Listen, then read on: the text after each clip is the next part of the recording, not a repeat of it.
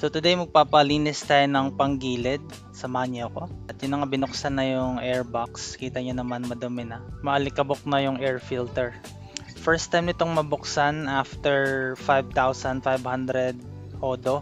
Kumpas na tayo dun sa suggested ng kasa, which is 5,000 nga. Kita niyo naman napaka-alikabok na. Kahit pala may seal siya, no, nakakapasok pa rin yung alikabok.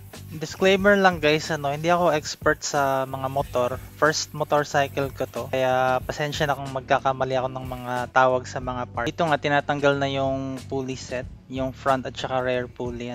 Kasa maintained pala tong motor natin. So change oil, gear oil, lahat ng check up dito sa kasa mismo.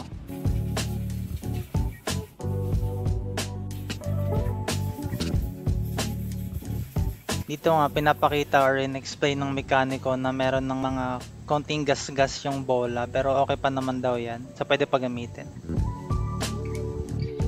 Tapos kumuha siya ng gas dun sa tangke, yun yung pinanglinis niya.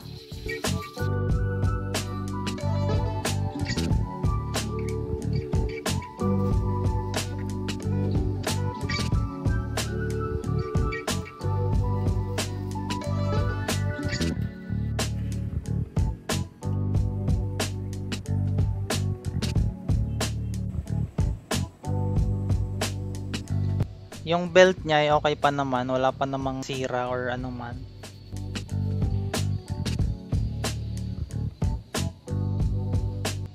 Tapos ngayon binabalik na yung mga parts, tapos na. Okay naman, nabawasan yung dragging ng motor. Pero sa tingin nyo guys, mayroon pa bang kulang or sakto lang yung pagkakalinis dito sa kasa? Comment down below. Thank you!